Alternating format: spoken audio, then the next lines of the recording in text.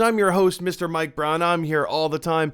And today is a beautiful snowy day here in New York City. It's as we know, as you know, winter storm just passed through the other day, and it's left its remnants, and so we have all the snow just hanging out, and it's white and fluffy and beautiful, and I haven't left my house or my apartment in like 4 days, something like that, and I just get to stay inside and enjoy all the beautiful snow out on the ground and the nice cold weather. And speaking of beautiful snow and nice cold weather, ladies and gentlemen, my Skype guest just called in. So let's see if we can get all of this stuff going the way that we should be going. We've had a little bit of tech issues this morning, so let's see if he's there with us right now. I don't know, you can't hear him quite yet, so I'm just gonna resize his window real quick. I learned a few tips and tricks about studio mode in my OBS software program.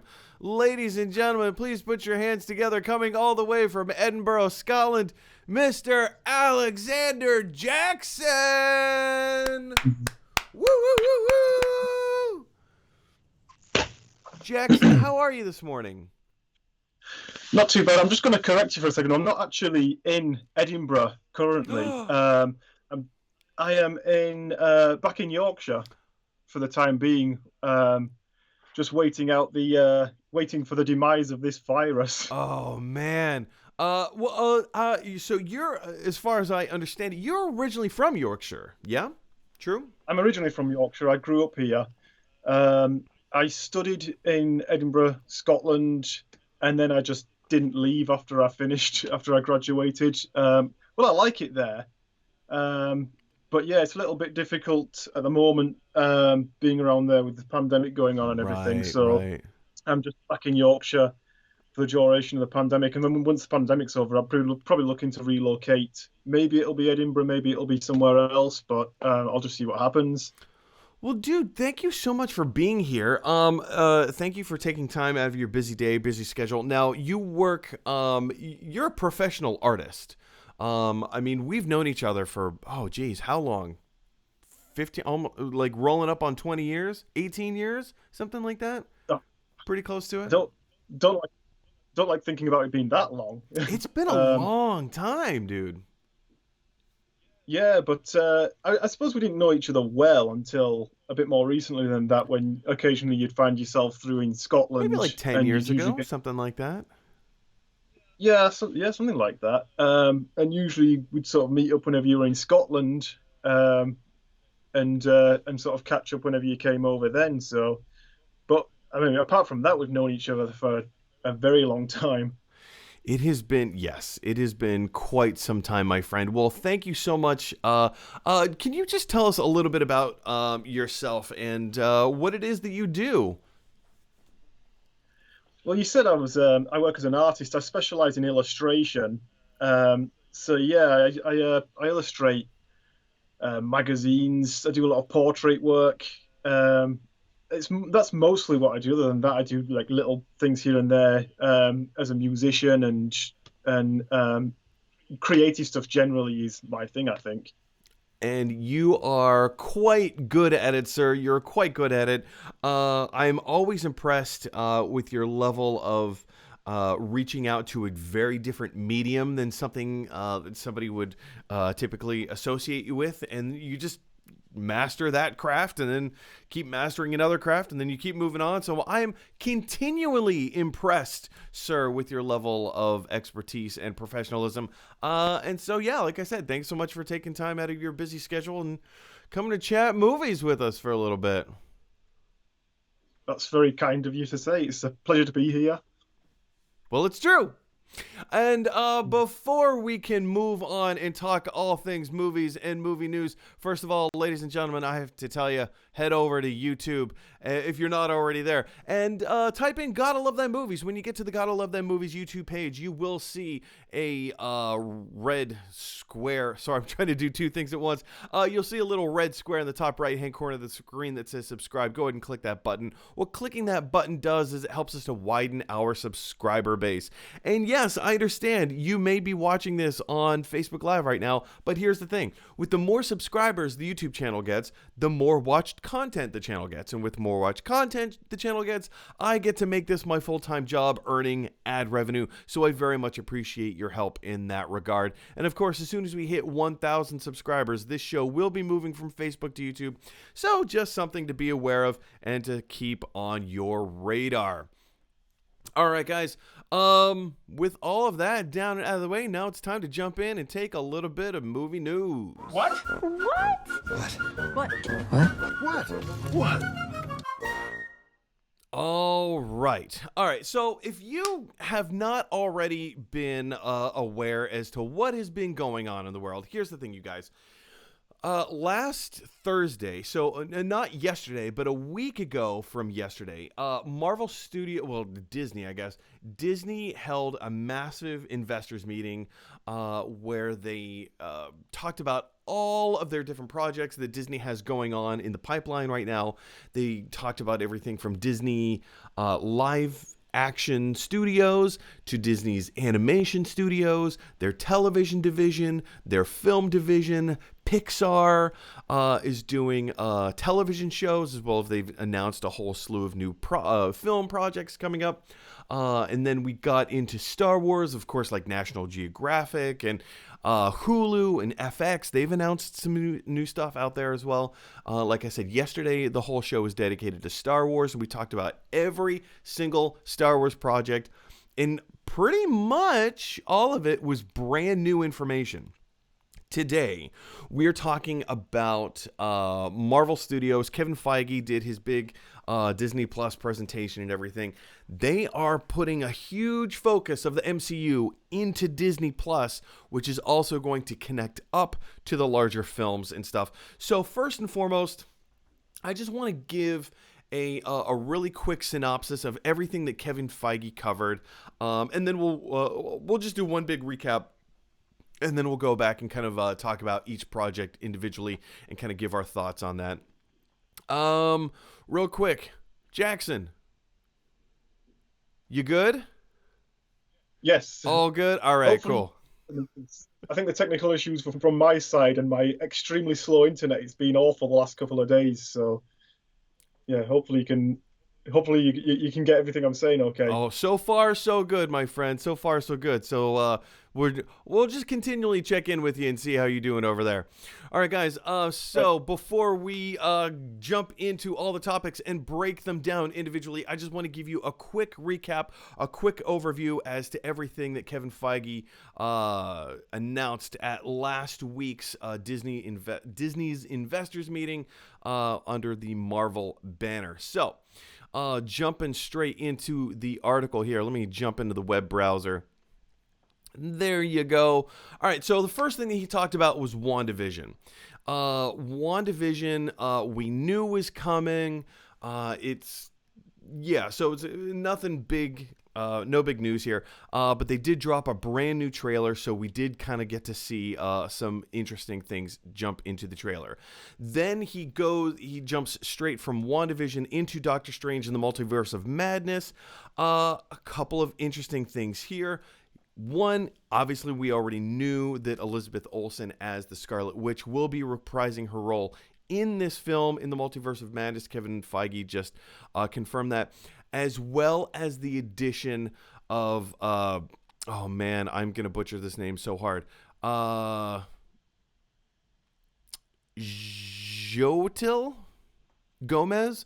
Oh man. My apologies for that. She will be playing the character America Chavez, and I think that is pretty exciting. We'll jump into more of that later. Then they dropped a brand new trailer. When I say a brand new trailer, pretty much like a real real trailer for Falcon and the Winter Soldier. It looks awesome. It looks exciting. We'll jump into that in a minute. Then we briefly talked about Black Widow, the Eternals, and Shang-Chi and the Legend of the Ten Rings. I think a lot of us were expecting for an announcement that these films were going to be dropped on Disney Plus.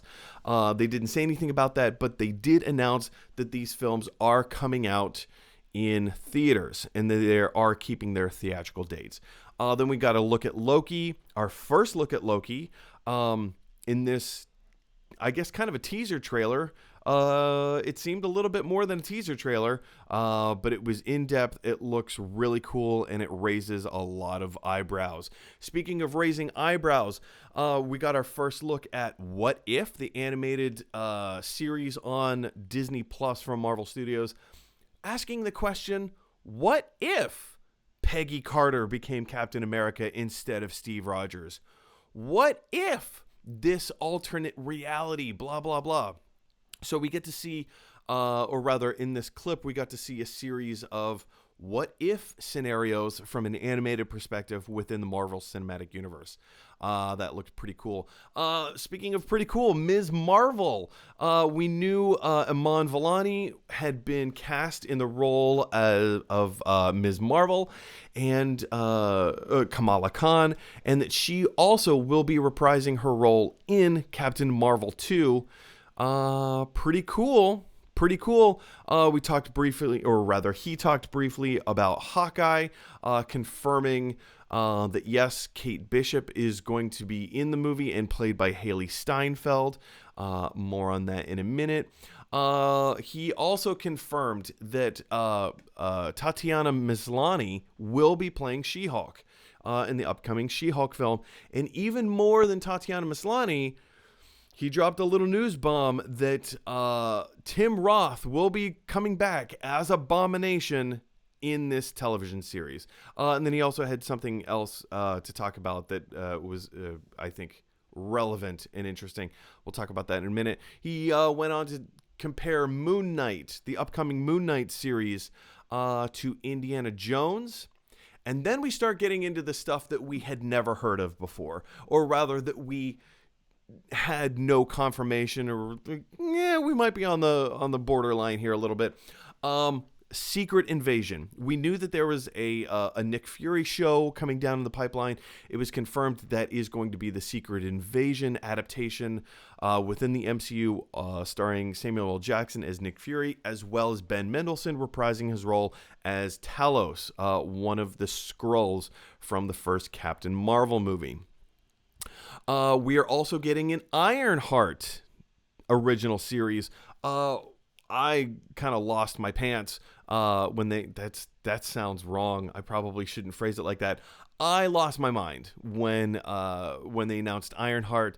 I've always been a big Ironheart fan, and I think that this is a really cool concept. Armor Wars is a comic I'm not familiar with, but it asks the questions, what happens when Tony Stark's tech falls into the wrong hands? This show will be starring War Machine, aka Don Cheadle, in the titular role. And he goes on to announce the Guardians of the Galaxy holiday special. You guys, like I said, there's so much stuff. So much stuff. We're not going to get into the deep minutia of everything, but they did announce the Guardians of the Galaxy holiday special, which will be filming at the same time that James Gunn is filming Guardians of the Galaxy Volume 3 later next year. He briefly talked about Blade. Going back to Guardians of the Galaxy, there's also going to be an I Am Groot short series featuring Baby Groot, kind of on a series of adventures there. So it's also going to be a separate project.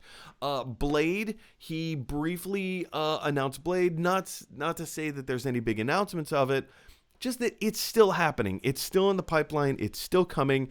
And based on something he said, I have reason to believe that this will be a series and not a film. I could be mistaken, but that was my take. He went on to confirm that Christian Bale will be playing Gore, the God Butcher, in Thor: Love and Thunder. Ant-Man and the Wasp has a new title, Quantumania. He did confirm that Jonathan Majors will be playing Kang the Conqueror, as well as Catherine Newton joining the cast as Cassie Lang, Scott Lang's daughter, Ant-Man's daughter. Sad news about Black Panther 2. He did confirm they will not be recasting the role of T'Challa in the next upcoming Black Panther 2 film. And they will be making story amendments as necessary. And the last thing that was announced was Fantastic Four, the movie, is coming from Marvel Studios, and it will be directed by Spider-Man director or Spider-Man Homecoming and Far From Home director John Watts. So you guys, this is a lot of announcements. These are a lot of things that Kevin Feige has announced are coming, are happening, have been in the works and in the pipeline for quite some time. So what we're going to do is let's jump into each thing, each section, each article, and kind of break it down a little bit. We're not going to go into huge depth as to every single thing that they announced. A lot of the stuff we've talked about, like WandaVision, I kind of feel like we've talked WandaVision to death. It's coming in about 3 weeks. It's dropping on Disney Plus in about 3 weeks, maybe 4 weeks. January 15th, however far away that is. We know it's coming. We know it's happening. Okay, Doctor Strange in the Multiverse of Madness, especially with all of the news from Spider-Man. In fact, I think it is very interesting that Spider-Man 3, they briefly touched on and said that the event of Doctor Strange in the Multiverse of Madness will have an effect in the upcoming Spider-Man movie, and that's all the more that he said about anything Spider-Man related. So I think that is very interesting that he just kind of skirted that issue altogether. Maybe it's because of all the leaks that have come out. Maybe it is because of they just don't want any more information. They kind of feel like maybe they needed to say something about all of these confirmations and leaks coming out about the story and whatnot. But I do find that very interesting. So some of these projects we're going to gloss over because we have been hashing them out so much, but I do want to kind of jump in and talk about some of the more individual things. Before we get started, Jackson. Woof. This seems overwhelming. This seems a little overwhelming. Now, a mutual friend of ours, Matthew Wiles, he watches the show. A few months ago during the DC Fandom event, I know that Matthew Wiles was asking me, like, all right, so DC and Warner Brothers, they're making all these announcements, all these projects, like Shazam 2 and Black Panther and the Suicide Squad and the Batman and all this stuff. And they dropped all of this news all at the same time. And one of the questions that Matthew asked me was, where's Marvel? Is Marvel going to be making any announcements? And they have since come out and made some pretty big announcements, but no announcements anywhere near as huge as what happened last week at the Disney investors meeting. Where do you sit with some of this news, Jackson? And how does it strike you? This is a lot to take in. Where do you stand on this?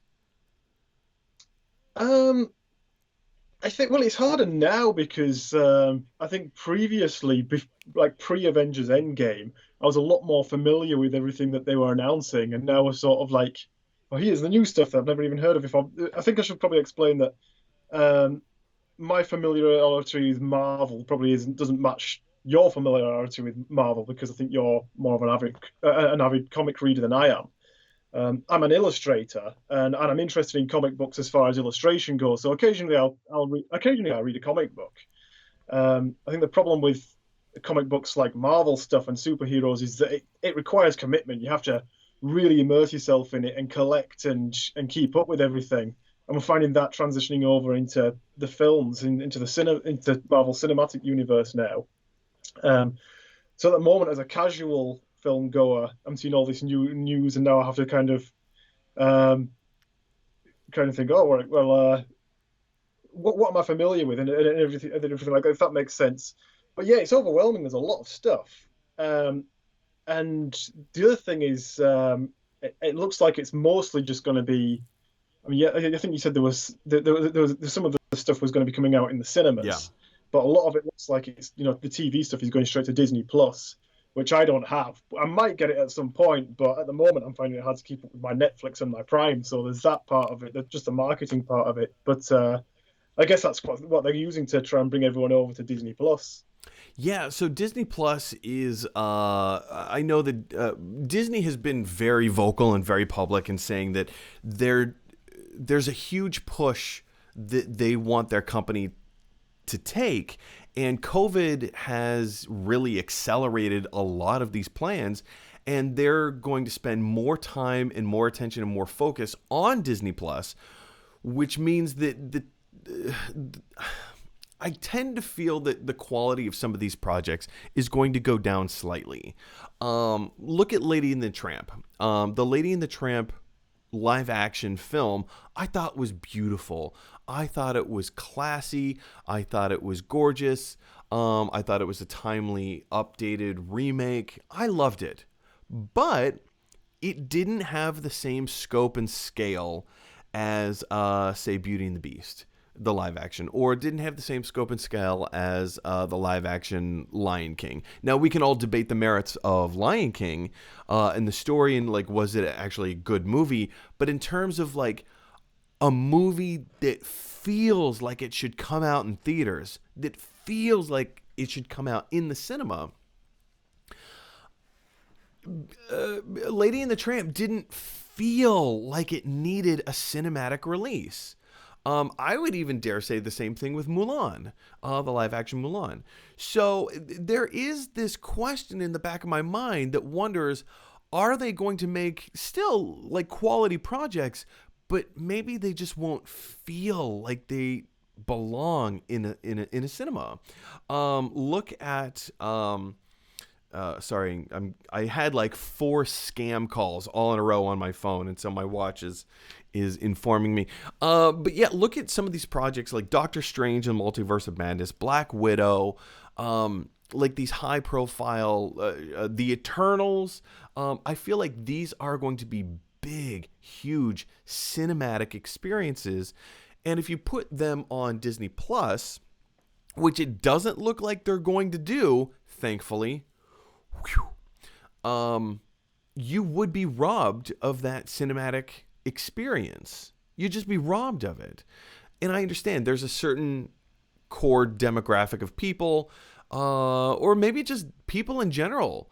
There is a certain movie-going audience that doesn't care about the cinematic experience. They just want to see the movie. So if they can see it at home on Disney Plus, I understand. I understand where they're sitting at in that regard. But yeah, I mean, I like that Disney's doing this. I like that they have that they're taking their company in a different direction, that they're focusing on their streaming service. But yeah, to your point, when you are struggling between Netflix and Hulu and Amazon Prime and now Disney Plus, and I know first of all, is Disney Plus available in the UK? Because one of the big announcements that they made at this Disney investors meeting was Star, their Star service. And I believe Star is really going to be targeted towards their Indian markets and Eastern Asian markets for territories where Disney Plus contractually will not be available yet. So they're rolling out with a Star service. Is Disney Plus available in the UK right now? Disney Plus is available in the UK. It wasn't available until March, though. It was available like the week before we went into our first lockdown. So a lot of people signed up for Disney Plus when it became available in the UK because everyone knew they were going to be staying in at home and not being able to go out to work, and everyone was going to be stuck at home with their kids who couldn't go to school. Right. So it wouldn't surprise me if some people generate this conspiracy theory that Disney started the pandemic so they could get more Disney Plus. Oh my gosh. that's as long as you can think outside of the UK. But that sort of gets thwarted with that theory. But no, when I think one of the bigger hitters for Disney Plus last year was probably The Mandalorian, and I know a lot of people that pirated The Mandalorian because they couldn't get Disney Plus and they wanted to keep up to date and be part of the conversation. Um, so I think that's something that nobody's really talking about with cinemas being under threat and everything going to streaming is that I don't feel like enough people are talking about piracy because when we didn't get Disney Plus, everyone was pirating the Disney Plus exclusive stuff until we could get it in this country back in It's March. true. It's true. Like piracy has been a huge problem, ever since this whole thing. And again, like when you talk about Disney Plus, in their content, people have only flocked to Disney Plus for three reasons: one, The Mandalorian; two, Hamilton; and three, their library content, their former history of library content. That's been pretty much the only reasons that people have signed up for Disney Plus. Like they have nothing else going for them yet. So with all of these, maybe like 100 announcements, I haven't taken the time to break it all down and to count it all, but they made like pretty close to over 100 announcements in terms of new projects. But one of the things that I do want to do is I want to go through and break down a lot of this stuff kind of from the beginning. Like I said, we are going to gloss over a few things. So first of all, let's jump into WandaVision. The trailer that they showed and is now streaming online. This show looks absolutely incredible. Like I said, it's coming in 3 weeks, 4 weeks, something like that. It's not anything earth-shattering in terms of news, in terms of things that we haven't seen or haven't heard before. Jackson, where do you stand with WandaVision? Are you looking forward to it? Is this the kind of show that you would be invested in? I think it looks interesting so far. I'm quite a skeptical person, so I often hold back a little bit when I see a trailer that is exciting and just think, hang on, it might not be that good. But then um, Marvel's done a really good job of exceeding my expectations personally. I know I'm not alone in that, but I remember going to the cinema in 2008 and seeing a trailer for Iron Man and thinking, Iron Man, they're really scraping the barrel now. No one knows about Iron Man. Yeah. No one's going to watch Oh, Iron Man. yeah. And yeah, Iron Man turned out to be a lot better than I expected. It was a huge film.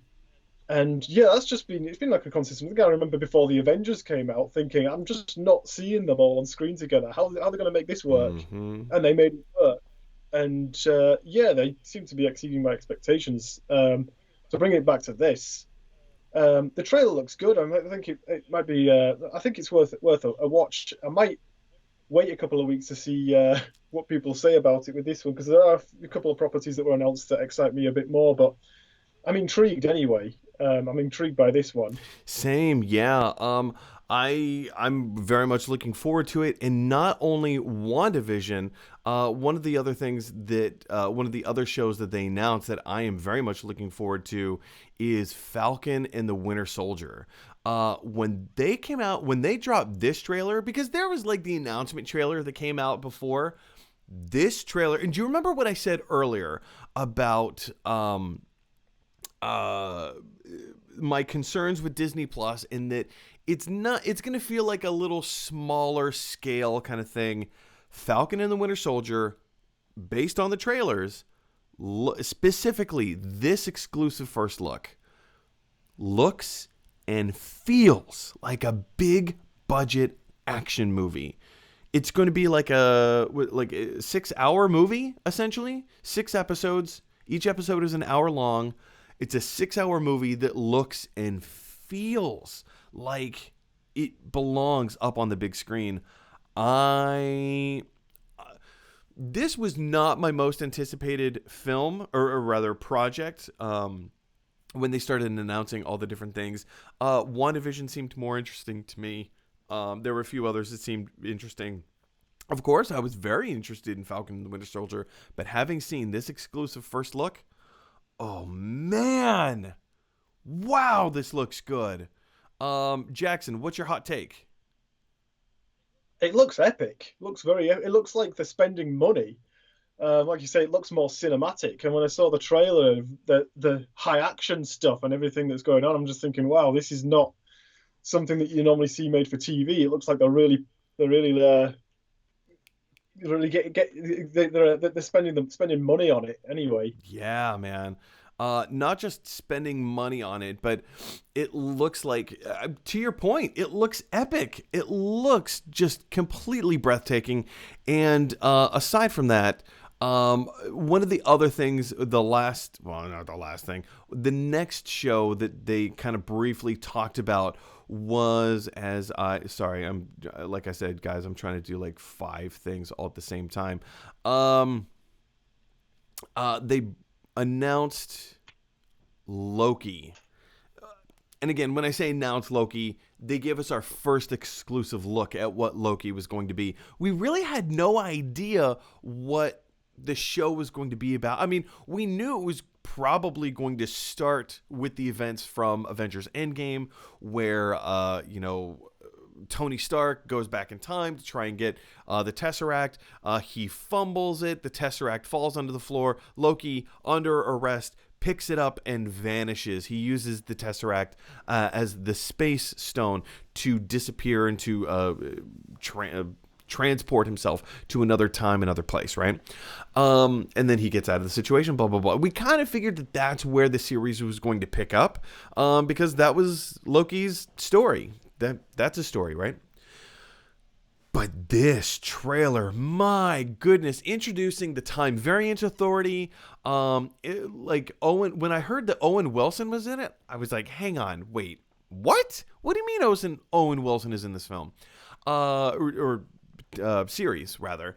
And to see him in the elevator with Loki do that talky scene, it's classic Owen Wilson, but it also feels like it belongs in this world. The Loki show, based on the trailer, it really does look like a psychological thriller. It looks very interesting. It looks very engaging. Jackson, again, what's your hot take here? I've heard people saying, a few people have said that it looks like it's Quantum Leap, but the Marvel version. I don't know if anybody remembers Quantum Leap, but I think the whole appealing part of that was the premise. It was a very appealing premise for Quantum Leap. So I'd love to see that. I hope that's the case. I want to see a Marvel version of that if it is Loki as well, because I know people love that character. So. Yeah, no. Loki's like definitely a fan favorite. And I think that this show is going to get a lot of buzz and a lot of praise from a lot of people. But we're just gonna have to wait and see what all transpires. But the big question for you guys is, what do you think of these 3 shows? Loki, Falcon and the Winter Soldier, WandaVision. These are the first 3 shows coming out on Disney Plus in the fairly near future. Yeah, jump on down to the comment section below and let me know your thoughts. Okay, guys, the next thing that I kind of want to briefly talk about, and I touched on this earlier, but I kind of want to get maybe a little bit more in depth about it. Black Widow, The Eternals, and Shang-Chi and Legend of the Ten Rings. So we've known that these movies have been movies in the works for quite a while. The thing that I want to talk about is, during this presentation, Kevin Feige said that they will be keeping their theatrical release dates in movie theaters. Again, providing movie theaters are still around and still open in 6 months or whenever they're due to come out. But to me, this says that Disney has faith in the system. Disney believes in people. Disney believes in the strength of their films, specifically the Marvel films. This is exciting to me, especially coming off of the heels of the whole HBO Max thing. And Jackson, I understand that you don't get, the UK doesn't have HBO Max right now. Because of contractual things with Sky, blah, blah, blah, and all that stuff. But with HBO Max dropping their 17 movies, their entire 2021 slate on HBO Max, or rather Warner Brothers dropping their 2021 slate onto HBO Max, the same day that they're also scheduled to come out in theaters, that could not have been more of a slap in the face to movie theaters. That could not have been more of a slap in the face to film directors and producers and the cast and the crew. Huge, huge levels of disrespect. Not just that they're doing it, but even more so that they didn't even give anyone the courtesy or the heads up to say, hey, this is something that's happening. This is something that we're doing. Okay, bye. They didn't even give them a heads up. So with Disney staying committed to their theatrical release and respecting the theatrical window meaning that there's a time period in between a film is released in theaters before it becomes available either on streaming or VOD or DVD or Blu-ray. Home video. Disney's respecting this. They're staying committed to it. I think that this could be a huge leap forward for the movie theater and the theater going experience. Jackson, where do you stand on this? Do you see this? Do you have a different take on this? Is this meaningful to you, or are we kind of making a mountain out of a molehill right now? What do you think? It's difficult to say at the moment. It's one of those things where, this year it's been hard to plan for anything because you don't know if those plans are still going to be going ahead a few days from when you made those plans. And when you're talking about releasing a huge big blockbuster in cinemas, I mean, it's very difficult to plan around that. My personal, before the pandemic, I was sort of sick of the cinema going experience personally. I thought, I'd rather just watch this at home. I don't want to cram into a room full of people I don't know who behave badly all the way through the film. And then since then, during the pandemic, I do kind of miss going to the cinema to see new releases. Not only that, I mean, people talk about the experience and the big blockbuster experience. I think one of the things I miss is the smaller, more independent cinemas and showing the more obscure kind of things. Like, the Cameo Cinema in Edinburgh, I really hope that survives this pandemic. I do travel up to Edinburgh quite frequently still for work, even with the pandemic going on. So I passed there a couple of weeks ago, and they've even got the old-fashioned style boards outside where you slide the letters on to show to let people show. And all they have are these letters outside at the moment that say, "In case we don't see you, good afternoon, good evening, and good night." Truman Show. I saw it and sad. I hope they survive the pandemic because I used to love going there. It was a really sort of retro, old-fashioned style cinema, and it was the kind of things they showed as well. I remember going to see, I think it was the Coen Brothers film Serious Man, and the audience went there. Yeah, and if you watch that in a British multiplex anyway, everyone just kind of sits there not responding. But I went to see it in this place, and it was full of people who were clearly enjoying the film, and it improved the experience. But also, there's a film called A Town Called Panic, which not a lot of people really know. I would advise going and seeking it out because it's absolutely bonkers. I guess it's a kids' film. It's animation, kind of stop motion, but it's really terrible animation. Sure. Like little toys wiggling around. It's subtitled because it's Belgian, and I don't know what was going through the heads of the people who wrote it. All I'm going to say is it's absolute madness. But to your point, there's a certain level of class that comes with seeing a film in cinemas.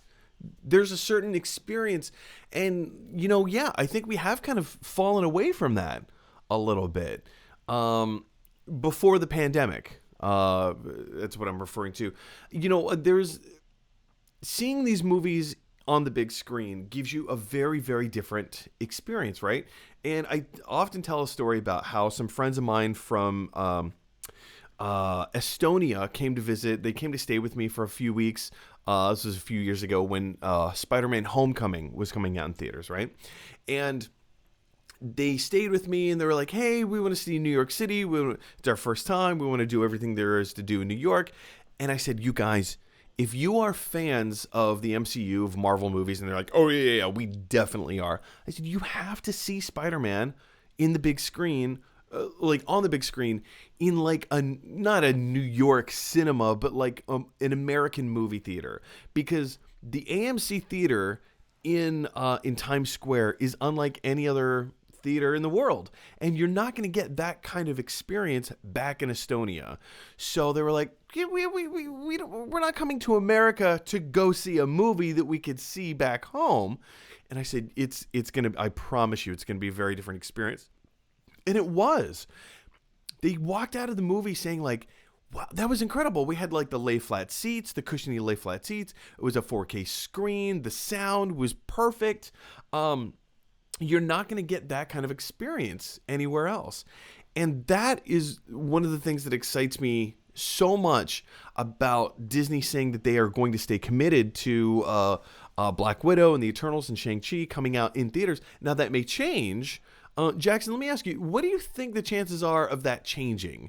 I mean, this is something that Kevin Feige and Disney have said that, yes, they are coming out in theaters.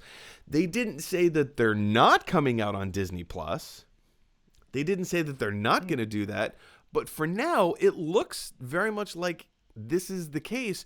What are the chances that they might go back on this and say, you know what, we may need to release these on Disney+ at the same time?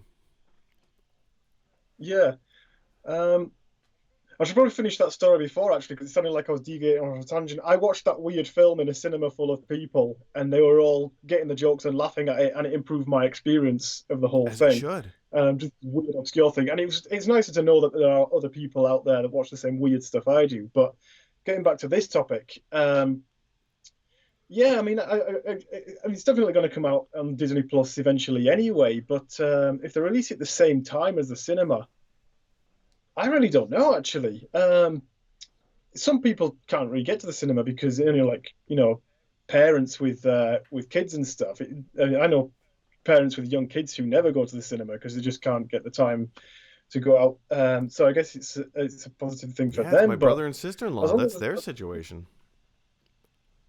yeah, as long as the cinemas can survive. I mean, that's the thing. We want them to survive. So it's I don't know if it's a good business decision or not. I personally would probably rather watch it at home myself, but there are people that will still go and see it. Hopefully, it's going to allow the cinemas to survive, though. And I am One of the definitely one of those people. one of the things is that these filmmakers, they get quite defensive about the cinemas and say you can't watch it streaming or at home. You can't watch it on your phone.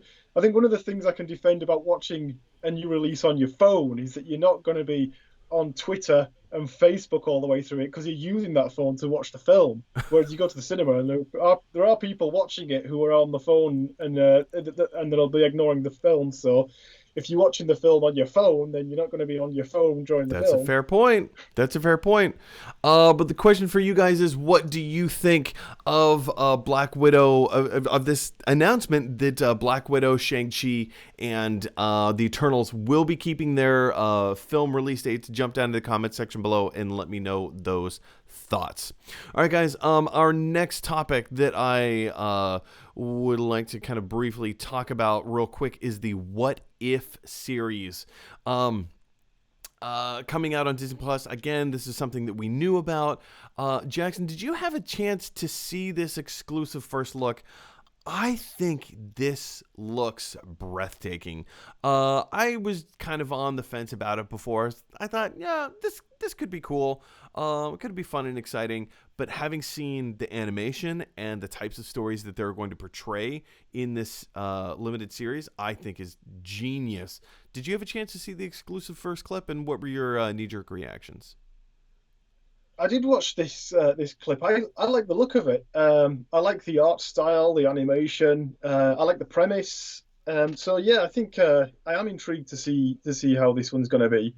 Like I said earlier on. I don't currently have access to Disney Plus, but this is the kind of thing that might persuade me to turn over as well. This, and I mean, we already discussed the Falcon and Winter Soldier one. Yeah.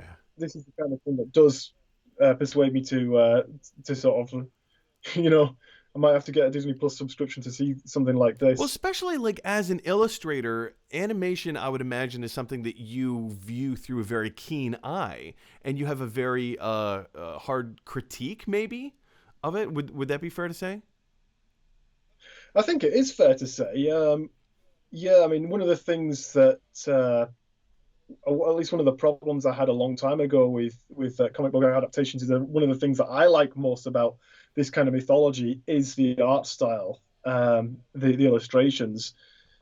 So, I mean, for example, I absolutely adore Into the Spider Verse, Great film. and most of the reason for that is the animation. So yeah, something like this has my attention. I mean, I have these sort of classes of animation styles of the ones I like most. You've spoken recently about stop motion. I absolutely love stop motion animation. And then some animation really puts me off, like what do you call it, the motion capture stuff. Oh, The really? Interesting. Polar Express. I can't get into that animation style. It's not something that appeals to me as much. I try to watch stuff like that, but So whenever you put on I Lord of mean, the Rings, you just kind of ignore Gollum. well, Lord of the Rings is fine because it's got this kind of live action context. It's when you, well, yeah, it was the Robert Zemeckis stuff from a Oh while yeah, yeah, ago. yeah, yeah. Uh, Polar Express, Beowulf, and Christmas Carol, where they had this weird CGI version of Yeah, Gary Oldman's face on a little boy. yeah. Yeah, that didn't Um, really work so well. But you know, all of that is to say, I'm very much looking forward to this show. It sounds like you are very much looking forward to this show, and also I just like the concept of like, what if? What if Peggy Carter was Captain America instead of Steve Rogers, or like whatever, a host of other things, and it's also being narrated by Jeffrey Wright playing the Watcher, which we kind of got to see the Watchers in the second Guardians of the Galaxy movie, but now it looks like we're going to get a much closer look of the Watcher, who he is, and what it is that he does in the MCU. Are you interested about Marvel's What If on Disney Plus? Jump down to the comment section below and let me know your thoughts. All right, guys, moving on. And like I said, we gotta we kind of have to breeze through some of this stuff real quick. Ms. Marvel, aka Captain Marvel, aka Ms. Marvel, Captain Marvel. Ms. Marvel is, if this sounds confusing, it shouldn't be, but it sounds confusing. I understand, especially when you get into the Shazam versus Captain Marvel stuff. That's a whole other kettle of fish. So, Ms. Marvel is a Muslim American, and she is so enamored with Captain America and superheroes, and she's super hardcore fangirling out over these characters, right? Who live in the same world that she lives in. She has her own experiences, her own events, where she becomes a superhero herself. So now she's a superhero, but she's also a super hardcore fangirl of the people that she's fighting alongside of, right?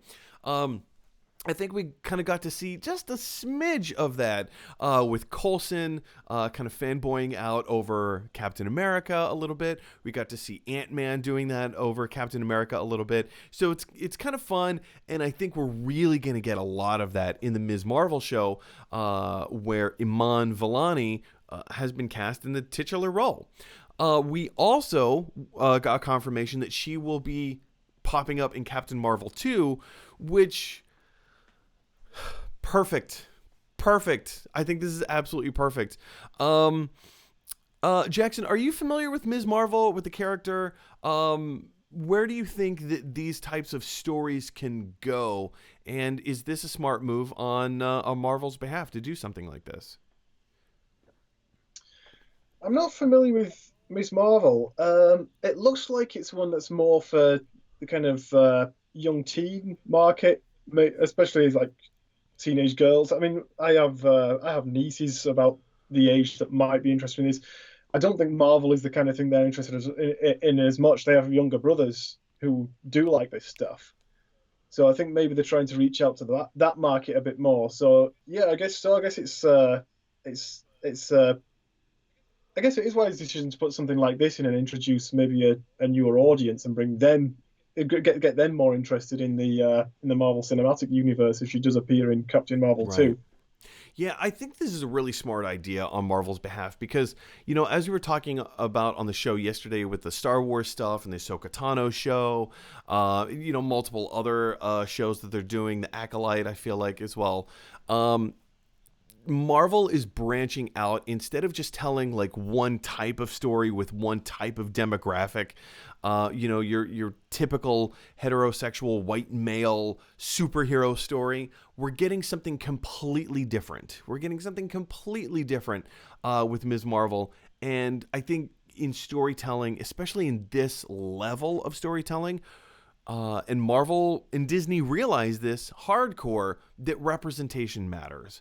There are so many other stories and so many other voices to be validated and to explore, as opposed to just that one idea of your white heterosexual male superhero person, right? So something like this on this level, I think, has great potential. Of course, like everybody always says, if they do it right, I'm more of the opinion if they don't do it wrong. Doing it right implies there's only one way to do it. Not doing it wrong implies that there's multiple ways to do something correctly. So that's kind of more of where I sit. Again, Jackson, do you have a different take on this, or is where do you sit with that level of storytelling? I don't really think I have a different take on it. I do get a little bit defensive when when they create a property that is being diverse for the sake of ticking boxes. When it comes across as being a little bit insincere, they just kind of want to appeal to this market to get their money, but it doesn't really feel like something that they genuinely believe in. And I'm not saying that happens all the time when you see diversity in this stuff, but sometimes it does. Sometimes feel like they're just trying to tick that box. I don't think that's the case with this, but yeah, I do get a little bit skeptical about that kind of thing. Well, it becomes a very blurry line because there's no way to prove or to disprove anything on either side of the coin. It's one of those general feelings, and it's also one of those things that nobody, if it is going to be a cash grab, nobody's going to admit to anything like that. So it is a hard thing to prove or to disprove. I personally like to default on the idea of giving everyone the benefit of the doubt. That's just my character. That's my nature. So yeah, like I like to think that, you know, this is for the people who don't have a voice. I remember about 10 years ago, I directed a show in Brooklyn with, Saturday Night Live. What's her name? Rachel Dratch. So I directed a show with Rachel Dratch. It was through the Afghan Women's Writers Association. It was so cool. It was really, really fun. And it was very meaningful. The Afghan Women's Writing Project is a group of women who actually smuggle stories out of Afghanistan from real women who have written either prose, poetry, short stories, long stories, or maybe even just journal entries. And for that culture, that society, for a woman to have that type of an opinion or to want her voice to be heard, depending on how her family feels about it, could be punishable by death.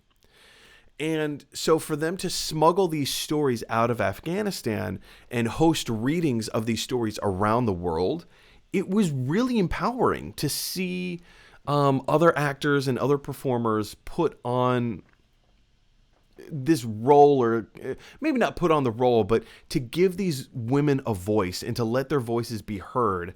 And I don't know, that always resonated with me a lot. It was a charity organization. We made zero money off of it. It was all, in fact, there were other places that were trying to make money off of what it was that we were doing, and we could not oblige because that's just how it was. But yeah, I have been more mindful of stuff like that. And I was very honored, very pleased to be part of it. So to see something like this be kind of a main story or a main focus within the MCU, I think has a lot of great potential. I'm very much looking forward to it. Question is for you guys, what are you looking forward to within Ms. Marvel and Captain Marvel 2? Jump on down to the comment section below and let me know those thoughts. All right, guys, I know that I said we have to like start breezing through some of these things, and we're spending so much time talking about every single one. So let me just scroll through really quick. Yes, Hawkeye is the thing that we're getting. We already knew we were getting that. She-Hulk. I do want to spend just a moment talking about. So during Kevin Feige's announcement last Thursday, yes, he said that She-Hulk is coming, and yes, he confirmed that Tatiana Maslany is playing Jennifer Walters, the titular role as She-Hulk. And yes, we already knew that Mark Ruffalo was coming back. Two interesting things to note. One, Tim Roth is coming back as Abomination, which I think is huge. I'm greatly looking forward to that because that was kind of a great character. That was really interesting. I want to see more of that.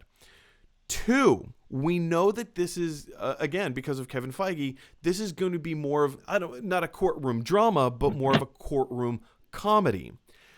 He ended the segment about She-Hulk talking about being that it is a courtroom story, it takes place in a courtroom. He then goes on to say, you never know what other characters in the Marvel universe will pop up in this show. That says to me, Daredevil will be making an appearance in She-Hulk. You can't tease something like that in saying, hey, she's a lawyer, it's a courtroom show, and in the Marvel universe, you never know what other courtroom associated characters are going to pop up in this show. That says to me, Daredevil will be making an appearance in the She-Hulk show. I'm going to say, how could he not? But I mean, he definitely could not. But why would Kevin Feige say something like that? Like, that is such an obvious tease. Whether it's going to be Charlie Cox or not, I think it would be cool if it was Charlie Cox, because, I mean, he did a great Daredevil.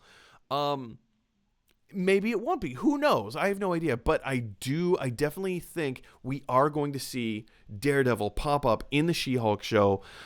Jackson, based off of what I just said, did you get to see Kevin Feige make this announcement, or are you just hearing about this for the first time now?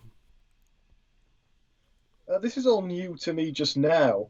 I'm pretty sure I heard somewhere that Charlie Cox was supposed to be reprising his role as Matt Murdock somewhere. I can't remember what the source was, so I don't know how credible that is. But this could be it. So I want to see Charlie Cox playing Daredevil again, because I really enjoyed that Netflix show. So yeah, I've also been hearing a lot of those rumors that Charlie Cox is coming back to reprise his role.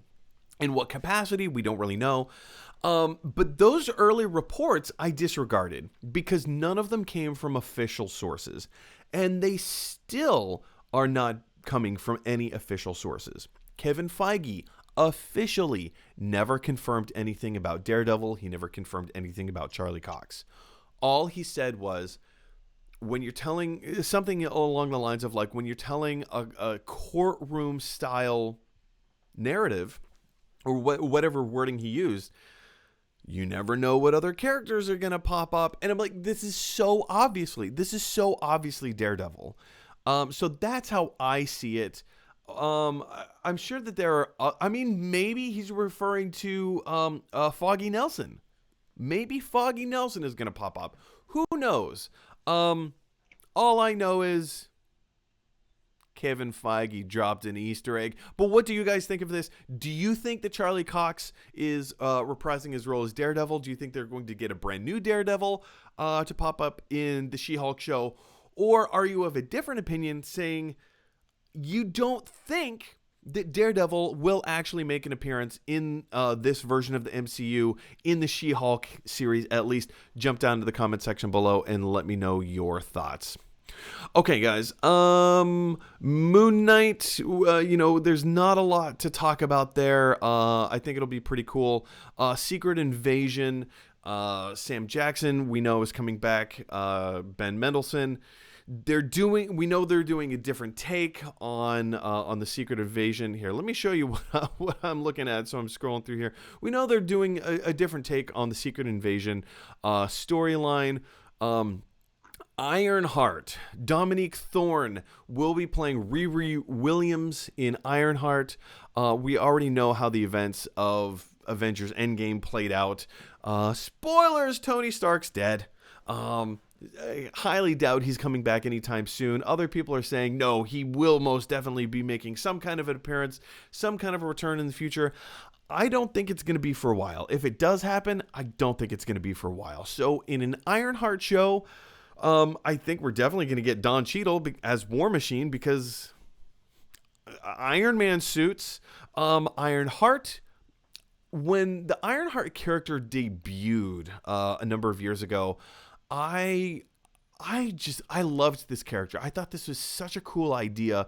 Not that Riri Williams is of the same intellectual level as, say, like Shuri from Wakanda, or even like a Franklin Richards, like Reed Richards, or even Franklin Richards for that matter. She's not at the same intellectual level, but she's pretty darn close. She's a teenager. Later in like 18 or 19 years old teenager going to MIT who built her own Iron Man suit. And now, like in the comics, with the blessing of Tony Stark, she gets to go off and be a superhero under the name Ironheart. I think that's so cool. And again, talking about diverse storytelling, I am all for this. I've always really enjoyed the character of Riri Williams. She's a little bit sassy. She's really fun. She knows what she's doing, and she's ridiculously smart and clever. Jackson, are you familiar with the character of Ironheart? Where do you think that like this kind of a story can go? Who is this directed at? It's hard for me to know. I'm not familiar with this. I'm starting to worry that maybe you thought you were getting somebody on that knows about Marvel stuff. So. I just need somebody to riff off of, man. Yeah, I can play the part of the more ignorant person that has to ask the questions. But no, it's hard for me to say. I mean, it's the same. This is the designer part of me coming out. It looks like the same the same typeface that you get on the Iron Man. Yeah, so yeah. I'm already seeing like the same colours, the red and the gold, and it's Iron Heart. I mean, I saw the logo, I thought probably something to do with Iron Man, and that was all I had to go off. So a graphic designer's done his job effectively, I think. That they have. And, to that point, I think there are going to be a lot of Iron Man crossovers. It's possible, I dare even say likely, that we're going to see Jon Favreau reprise his role as Happy Hogan. I think we're going to get a lot of like Iron Man classics in terms of like the characters kind of coming back out of the woodwork to reprise their roles in the show, either in a like a supervisory role or a consulting type role, like for the character of Riri Williams herself. Again, like how can you not? How can you not? I think this show has a lot of potential. What do you guys think of the Ironheart show? Are you looking forward to it? What do you think the story might be? Who do you think the big bad might be in this kind of a show? Jump down to the comment section below and let me know your thoughts. All right, guys. Armor Wars is well, first of all, it's a comic I'm not all that familiar with. We do know that Don Cheadle will be reprising his role in the Iron Wars show, and it does ask the question: what happens when Tony Stark Man, speaking is not my forte. What happens when Tony Stark's tech falls into the wrong hands? I think that'll be really cool to see. The Guardians of the Galaxy Holiday Special. This is something nobody had. This was on nobody's radar. But this seems perfect. This seems perfect for James Gunn, for the Guardians of the Galaxy property. We know that it's going to be filming around the same time or at the same time as Guardians of the Galaxy 3. This just seems fun. Who knows if this is going to be a half-hour special, a 1 hour special. I don't care. Just the idea of a Guardians of the Galaxy holiday special, which is the weird, silly idea. I'm sure it'll probably tie into the rest of the MCU. Maybe other members of the MCU might make guest appearances in the holiday special. Jackson, did you see? I'm sure you may have seen the Star Wars holiday special that was done in 1978 or something. I was going to bring that up actually. Yeah, you beat me to it. I was just going to say if it's anything like the Star Wars one, then I'm on board. Not the Lego one. Did you see the Lego one with the? No, that's new, isn't it? I haven't Yeah, seen it just that. came No. out a couple weeks ago. Yeah. No, I've not seen that. My immediate thought was the Star Wars one with the Chewbacca's house and his wife and kid and the creepy old man Wookiee. It's so bad. It's so bad. I highly doubt that the Guardians of the Galaxy holiday special is going to be anything like that. I did see the Lego movie, a holiday special. I enjoyed it. I thought it was fun. It's just a romp through all of the Star Wars movies, like a bit of a time travel. It's a weird thing, but it's definitely so much better than the original Star Wars holiday special. Well, yeah, that's disappointing for me to hear. I wanted something awful, but no. To bring it back to Guardians of the Galaxy, that is one of my more favorite Marvel things. That's sort of like that's up there. Yeah. So especially the first of the Guardians of the Galaxy films. So yeah, I'd like to see this one. I think that's going to be. I mean, if they're only just announcing it now, does that mean it's not going to be coming out for another year though? So Guardians of the Galaxy 3 is coming out in 2023, and Kevin Feige announced that the holiday special will be coming out the Christmas season, or rather the holiday season, just before the year before that. So it means the holiday season of 2022. So we have 2 years. It'll come out in about 2 years. 2 years. Yeah. I was about to say, we'll have to wait a year, but no, you're saying it's 2 years now. So, and see, that's the thing. Marvel has been announcing all these projects. Some are coming out next year, some are coming out in 2022, and some of them are coming out in 2023. So they have announced a ton of stuff that is coming out in 3 years. This is here really quickly. Bear with me, guys, because we're gonna come back to this in our next thing. So let's just do a quick count. We have WandaVision 1, 2, 3. Spider-Man that they didn't really talk about would be 4, 5, 6, 7, 8, 9, 10, 11, 12, 13, 14, 15, 16, 17, 18, 19, including I Am Groot, 19, 20, 21, 22, 23, and 24. There are 24 projects coming out theatrically, or on Disney Plus. The majority will be coming out on Disney Plus over the next 3 years. Think about this for a second. Let's just think about this for a second. 24 projects in 3 years.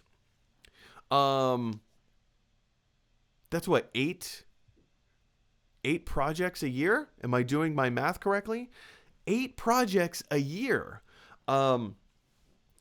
Marvel, the MCU, Disney, Marvel, whatever, blah, blah, blah. They did 23 movies in 10 years.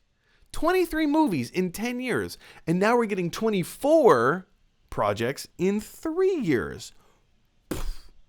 That's crazy. And I understand, like, some of them are going to be smaller, like the I Am Groot.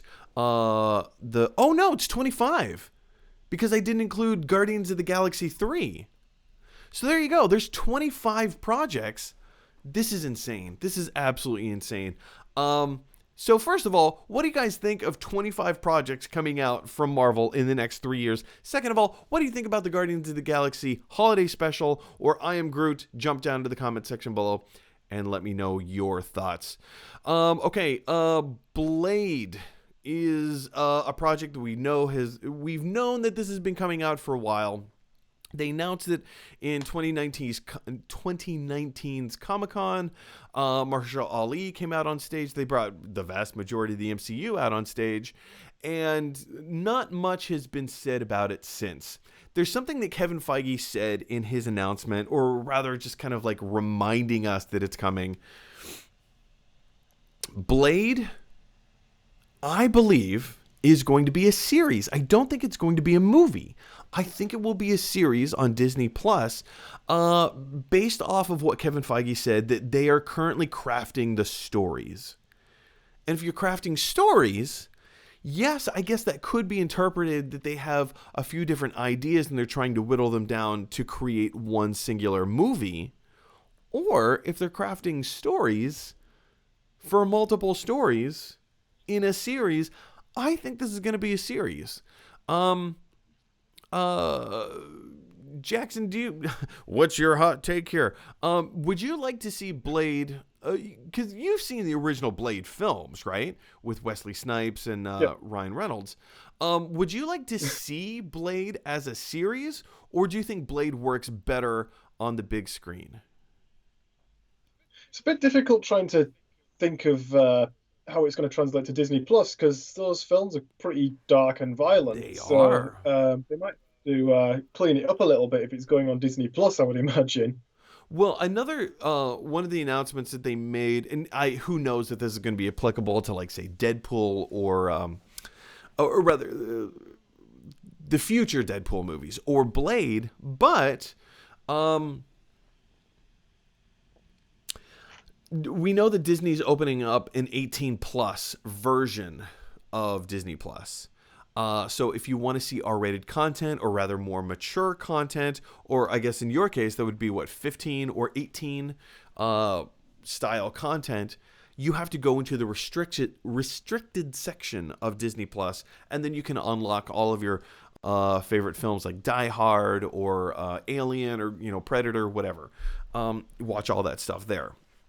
So it's quite possible that if this is going to be a more violent version, like what we've seen in the films before, it raises the question, how are they going to do that? Are they going to do a PG-13 version, or are they going to do a more mature version? And if they are going in the more mature direction, they now have a place to do that with Disney Plus.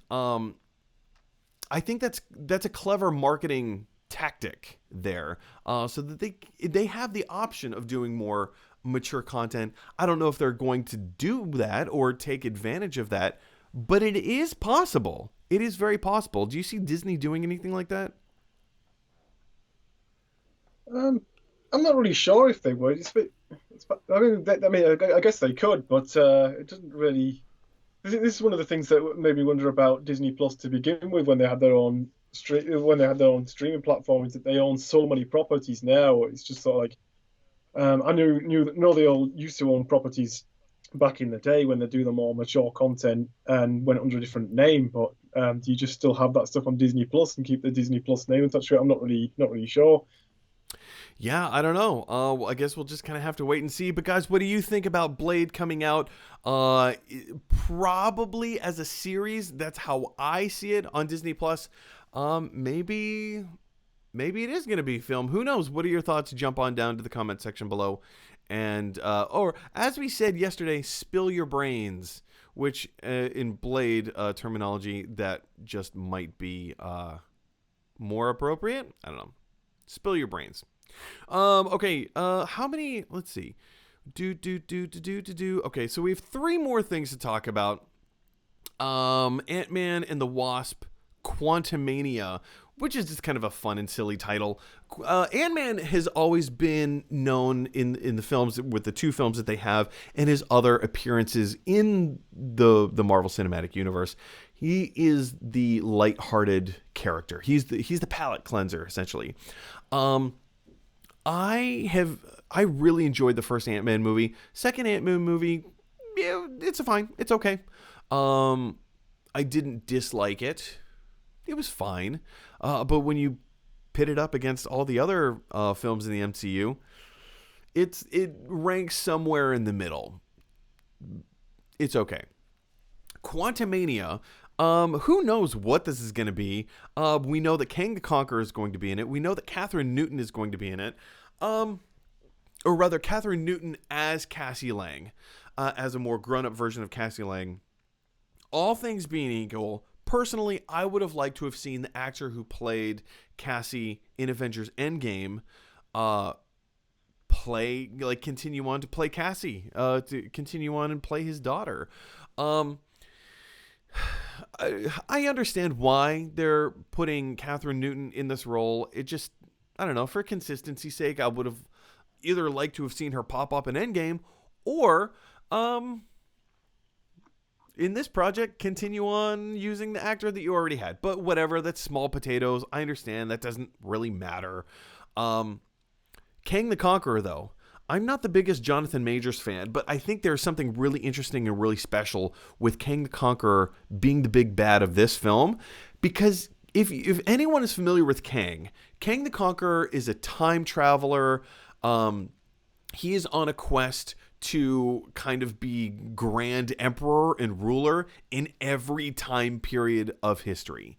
So he goes through time. He kind of touts himself as the ultimate time traveler, and he has very selfish motivations. Very selfish motivations. We know that Kang the Conqueror is the distant descendant of Reed Richards, who is Mr. Fantastic, one of the founder of the Fantastic Four. I think that this very well. Okay, so there's so much stuff going on with the multiverse. We have Doctor Strange in the Multiverse of Madness. We know about all the multiverse stuff popping up in the Spider-Man movie. WandaVision is going to be ushering in the beginning of the multiverse. They already dropped the word multiverse in Spider-Man Far From Home. So obviously we know the multiverse is coming. We also know that Fantastic Four is coming, and we'll talk about that in a minute. Being that Kang the Conqueror has Fantastic Four roots in the comics, and he's also playing the big bad of Ant-Man and the Wasp in Quantumania, which is just a really fun and silly title. I think that's wonderful.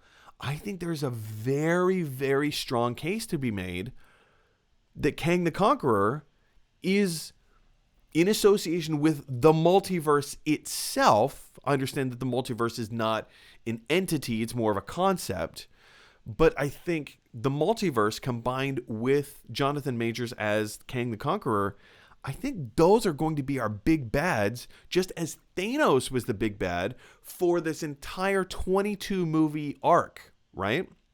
And now moving forward, I think there's a very strong case to be made that Kang the Conqueror is going to be the next big bad, and that by the end of the next chapter, whatever the next phase is going to be, we know the first 23 films are called the Infinity Saga. So whatever the next Infinity Saga is going to be, I think Kang the Conqueror and the multiverse obviously will be at the heart of all of this.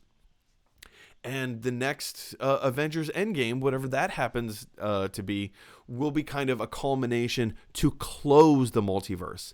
That is my theory. That is my prediction. I could be way off the mark, but I think all this is kind of fun. I think it's pretty cool.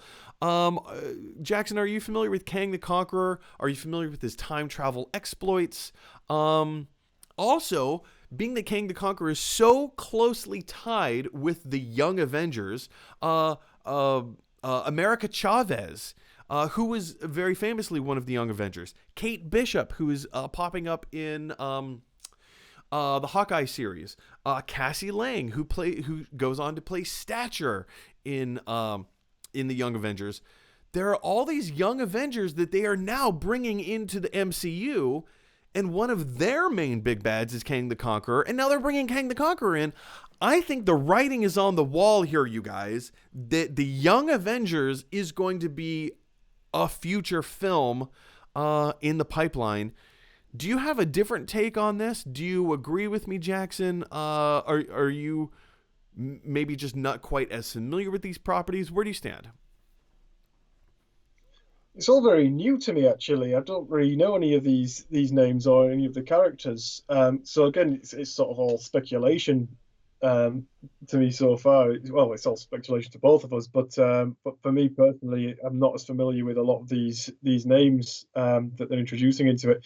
Like Ant-Man's the property they all return to. That's the it's the sciencey one with the experiments and everything like that. And the name Quantumania, it's very sort of sciencey name. You know so what the name they're gonna be- Quantumania makes me think of is, do you remember that song that came out maybe 15 years ago, Listomania?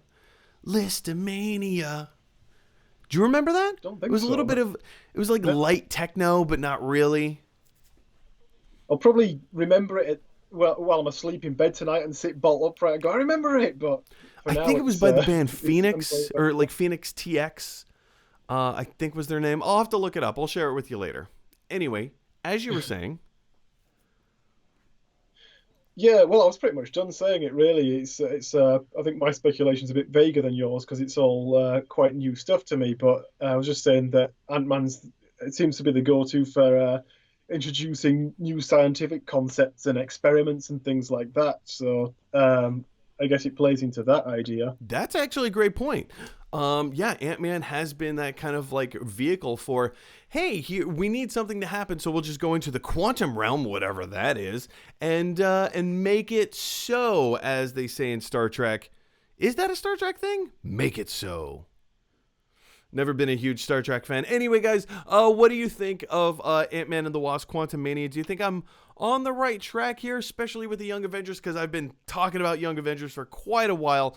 Jump on down to the comment section below and spill your brains.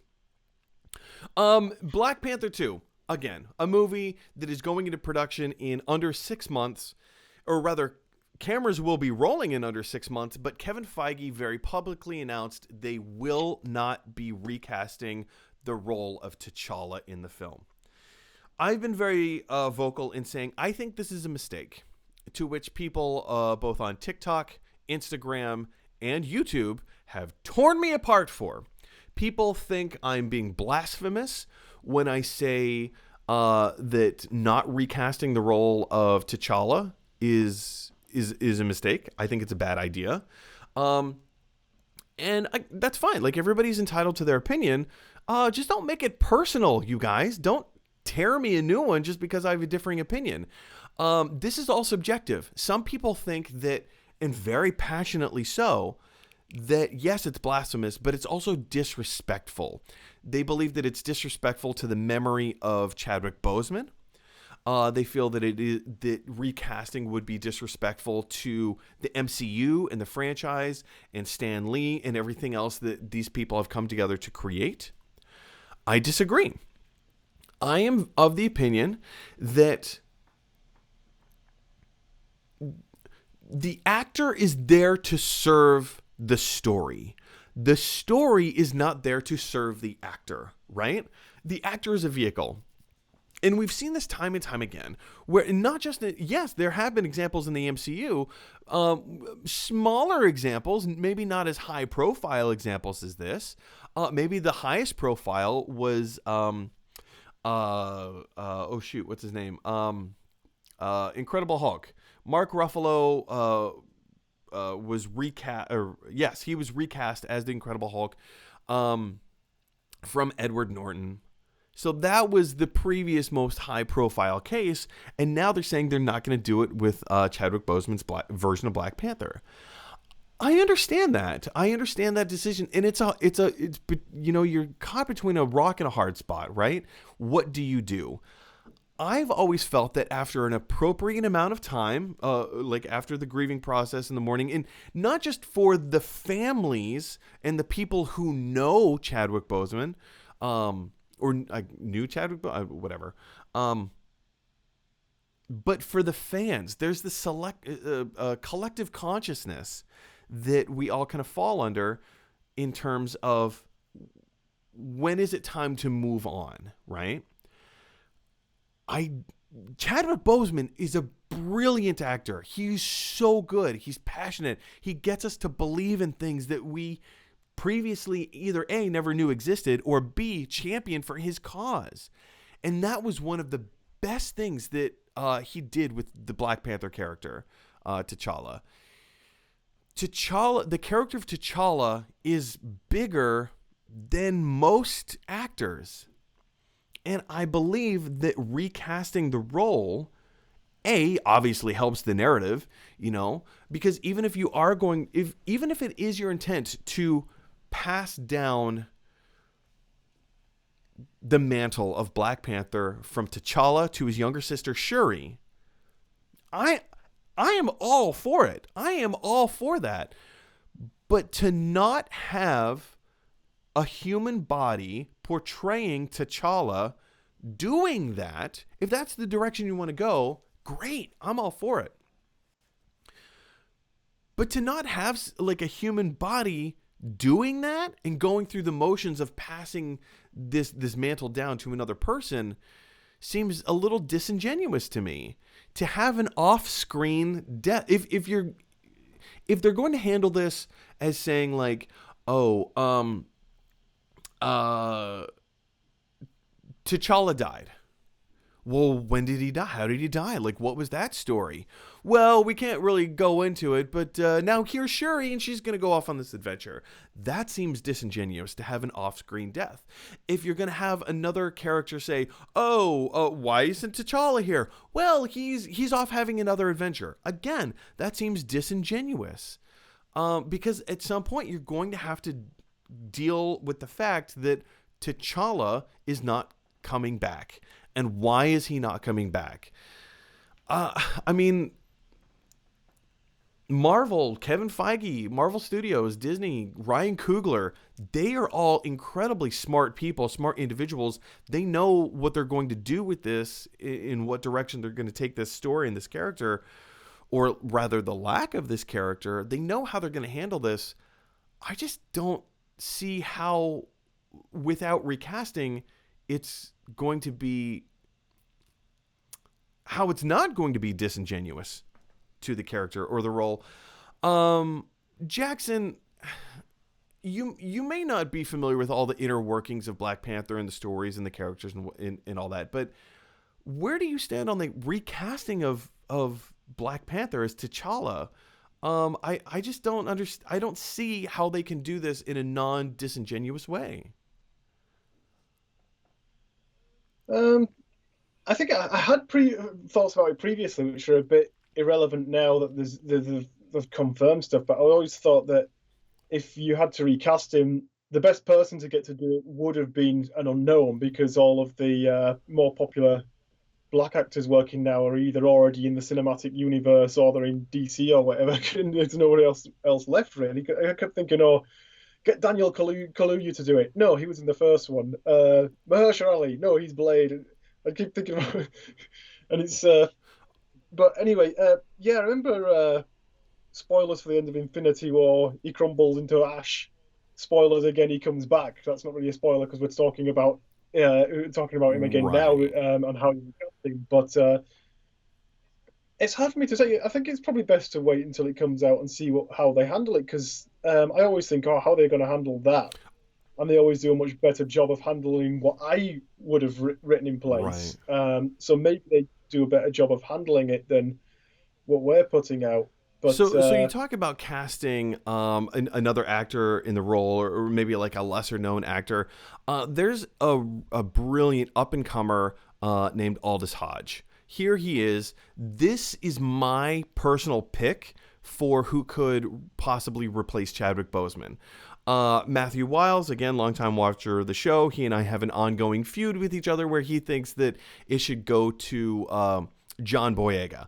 John Boyega, while not a terrible actor, he is not at the same level as Chadwick Boseman. Chadwick Boseman is truly an Academy Award winning level actor. Aldous Hodge, I believe, is of the same quality. He's a brilliant actor. He's got incredible charisma. And I feel like this is the kind of actor that really could genuinely portray Black Panther, or rather T'Challa, in a respectful way that is not going to detract from anything that Chadwick Boseman brought to the role. Nor do I think that it would be disrespectful in that way. So I've been very vocal in saying that Aldous Hodge is my personal pick. I would love to see him in the role. Do you think that Aldous Hodge could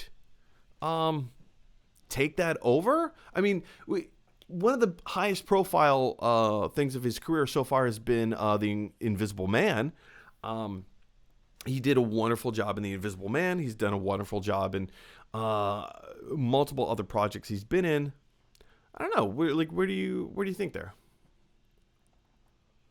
I didn't want to bring up the John Boyega thing because I know that's a thing that you had and you're against it. I am against it. Have you seen the Catherine Bigelow film Detroit?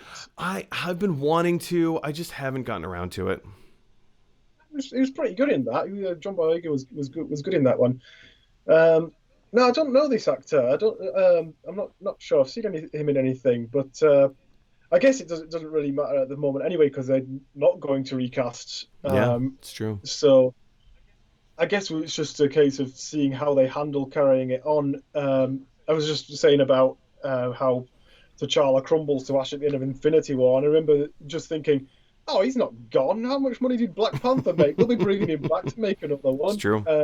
I mean, yeah, they brought him back, but they can't put him in another one now. But I didn't actually realize how good Chadwick Boseman was until, I mean, I knew he was good, but I didn't realize how good he was until after he died. And after he died, they put up the, what was it called? The James Brown biopic. Not a good movie, they put that up on Netflix. But a brilliant portrayal of the character. Yeah, I mean, the film wasn't.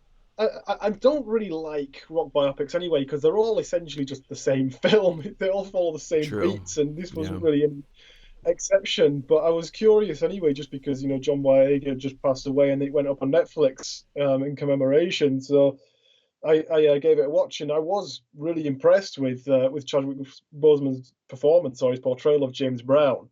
So he had some really good range. So it's so unfortunate that he's not going to be back for another one. I agree. I agree.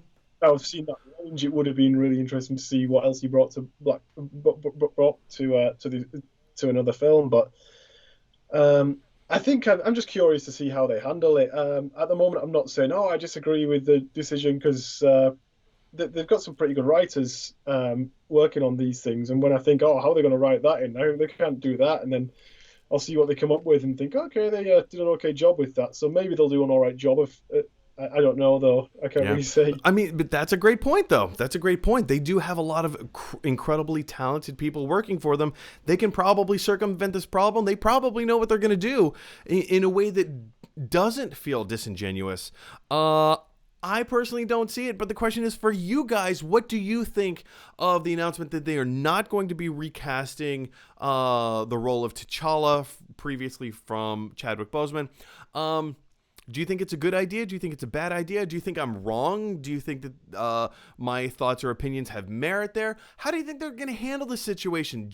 And please do it respectfully. Don't call me a neener poo-poo head. Words are hurtful.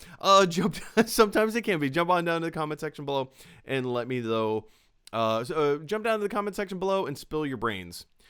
All right, guys, we have our one last topic to cover. Before we do, Jackson, I have you on retainer for 90 minutes. How are you doing on time, sir? Uh, I think I'm all right at the moment. As long as we're not going on all night. Yeah. So, All right, sounds good. All right, so this is our last topic that we want to cover real quick. Fantastic Four, and there's virtually no information known about this, but I am actually quite excited for this because yes, it's Fantastic Four, Marvel's first family coming into the Marvel Studios family. We've had 4 movies that have come out previously. One was previously never released, the Roger Corman version. Completely dreadful. It's on YouTube. Go watch it. It's terrible. The first the Fantastic Four movie in 2005, I didn't think was completely garbage. It wasn't great by any stretch of the imagination. The extended version is slightly better. Rise of the Silver Surfer, I actually kind of enjoyed. I thought that was decent. Four Stick, which came out in 2017 or 16, something like that. Oh, that is a heaping pile of garbage right there. But here we are. Marvel Studios, Kevin Feige just announced Fantastic Four, Marvel's first family, is coming home. They are going to be doing a live action, brand new film under the Marvel Studios banner. I think this has a wonderful promise, wonderful merit. I'm very much looking forward to it. We have no idea about casting announcements. We know social media has gone crazy asking John Krasinski and Emily Blunt to play the roles of the Invisible Woman and Mr. Fantastic. I think that would be perfect. I do. I think that would be perfect.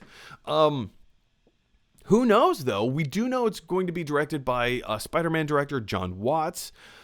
So it's going to be fun. It'll be lighthearted. There will be a fair amount of comedy infused in it, if this is going to be anything of what the Spider-Man films have been like. And also with the announcement, or rather confirmation, of Kang the Conqueror as played by Jonathan Majors.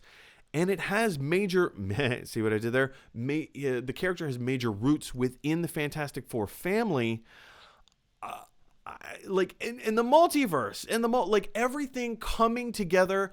I don't see how this is not going to be like the new thing. Well, obviously, like I'm speaking in circles here, but Jackson, what do you think about the new Fantastic Four film? We've had 4 films already. This will be the 5th. Multiple animated series are up on Disney Plus right now from other creative outlets. Where are you interested in this? Is this something that interests you at all, or have the massive failures of the previous films, all 4 previous films, have they completely put you off the Fantastic Four franchise? Where do you sit with this? I'm a bit more positive about it, I think. I mean, I haven't liked any of the other films, but it's this guy that directed the 2 Spider-Man films that are in the MCU. And he pretty much fixed Spider-Man because you had those Andrew Garfield ones before. So I think it's sort of like, yeah, do the same thing. Here's this property that's not that we're not too happy with how it was handled previously. So just take over and do your thing with it. Yeah, I think it can be good. Just again with just the reputation that Marvel's had so far, I think it's in good hands. I haven't seen the Roger Corman one, but I don't really believe that it's anything that I should spend my time trying to seek out unless I, want to watch a bad movie with some friends or something. But it's a great drinking movie. I'll tell you that. Yeah, I don't remember. I remember not liking the Silver Surfer one at all. Oh, interesting. The one before that, I don't really remember it. And the Josh Trank one was hilarious. I had a magnificent time watching that in the cinema. The first half, like the first 30 minutes of the Four Stick one, directed by Josh Trank, wasn't bad. It wasn't terrible. And then 45 minutes in the movie, you start going, okay, it's losing me a little bit, but you had me in the first 30 minutes. And then you hit the hour mark and you're like, oh, something is not, like, this is going off the rails a little bit. And then the whole second half of the movie, once you hit that 1 year later mark, the whole thing falls apart, and it's a complete train wreck. I think Josh Trank wanted to make this David Cronenberg style body horror, which just doesn't fit with the mythology of Fantastic Four at all. And then obviously the Fox have a bit of a reputation of interfering and getting in and saying, no, don't do this, and changing things. And I think they just sort of butted heads, and we ended up with a horrible product at the end of it. It's true. I don't think it's going to happen with Marvel Studios. So No. I think I'm a little bit more positive about how this one ends up going. I agree. I am very positive about where this is going. I don't want to say it's my most anticipated film within this 25 project slate from Disney, from Marvel Studios. But it ranks up there. I mean, Fantastic Four was my very first comic book ever. Very first comic book ever, Fantastic Four. So I really would love to see this be done with prestige and justice. And come on, a little John Krasinski and Emily Blunt never hurt anyone. Anyway, guys, what do you think about this? Who do you think is going to be cast? Do you think it is going to be Emily Blunt and John Krasinski? Jump on down to the comment section below and spill your brains. All right, guys, we've reached the final portion of the show today where we go into the comment section and take your live comments and questions. We don't have many. We literally have 3, so let's jump in and do it now. Alive! It's alive! It's alive!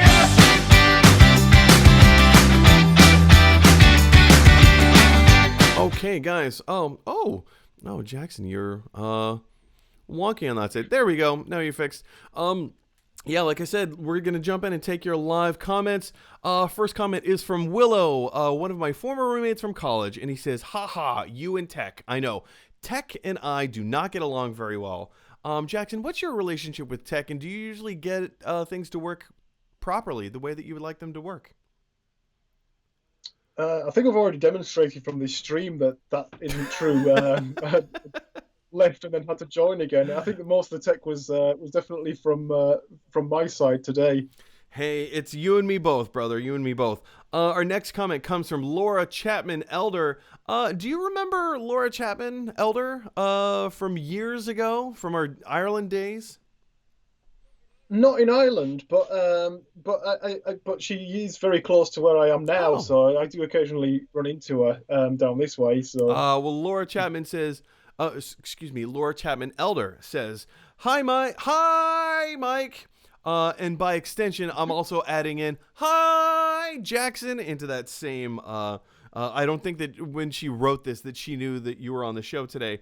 Well, that's fair enough. I'm a guest and she's saying hi to you, and this is like representing Yorkshire here at the moment. Go Yorkshire!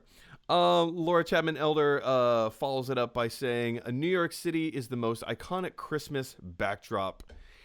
It's true, and this particular comment has a little extra meaning behind it. The last time that Laura, you and I saw each other was here in New York City during Christmas time. Was that 5 years ago? I want to say that was 5 years ago. Jackson, have you been in New York in your previous travels? And if so, has it been during the holidays? I've not been to New York. It's one of the places that I really want to see. I'd love to travel to New York, especially at Christmas time. And that's not something that's just come up now. That's something previously that it's on my list of places I want to see. And I understand that it's somewhere that you really want to see at Christmas time. So I'd love to visit New York around this time of year. Obviously not 2020 this time of year. Hopefully it'll come up at some point in the future. But yeah, I'd love to see New York at Christmas time. Let's get those vaccines going and get tourism during Christmas time back in New York City. And that does it for our live comments and questions today. Guys, thank you so much for watching. Thanks so much for being part of the conversation. And a huge thank you to Mr. Alexander Jackson for being on the show today. Jackson, where can people find you online? And tell us about any projects you have coming up. Yeah, thanks. It's been a pleasure being on. I think you've got my social down below for my Instagram, Alexander Jackson Art. If you want more movie-related stuff, though, I also have an Instagram account called one.sentence.review, where I review movies in one sentence. And Um, they're that's also hilarious. it's also on Twitter at Mr. J Reviews. So if you want to see movie-related stuff, you can catch it there. Other than that, Alexander Jackson Art on Instagram. And all those tags will be down in the description below of this video. Do you have any projects coming up that you want to plug? I'm just at the back end of all of just loads of work I was doing over Christmas, so I'm just sort of finishing up on that. Before that, I mean, that interrupted a children's book I've been working on. I currently, well, I currently have a portrait exhibition on down in London, but not really because they just went into their upper level in their restrictions and they had to close until next month. So we had the opening weekend and then they've closed it and they're going to resume it next month. So future projects are a bit hard to say at the moment, just with everything going on. So hopefully everything pans out okay. Totally fair, man. Well, hey, as I say, thank you so much again for being on the show and adding your brand of expertise and insight into a lot of the stuff that we've been talking about today. And hope to see you again on the show in the future. Yeah, it's been good. I'd be happy to come back on again, discuss something that's a bit more in my area. Your wheelhouse, yeah. But, yeah, it's been a pleasure. Well, let's do it. Let's set it up. All right, guys. Oh, sorry. Go ahead. I was just going to say, yeah, let's do that. There was a bit of a delay there. Let's make it happen. All right, guys, if you like this video, click like. If you really like this video, click subscribe. And if you really, really like this video, click share. Because that is exactly what Kevin Feige from the MCU would want you to do. All right, guys, my name is Mike Brown. I'm here all the time. This is Gotta Love Them Movies, your daily dose of movie news. We live in a weird, crazy world where everybody has their own thoughts and opinions, and sometimes those thoughts and opinions clash with each other. So if you have an opportunity to infuse a little bit of kindness in the world, if you have an opportunity to speak some kind words to each other, please, I implore you, take those opportunities. As always, in the words of Bill and Ted, be excellent to each other. I'll see you guys on Monday.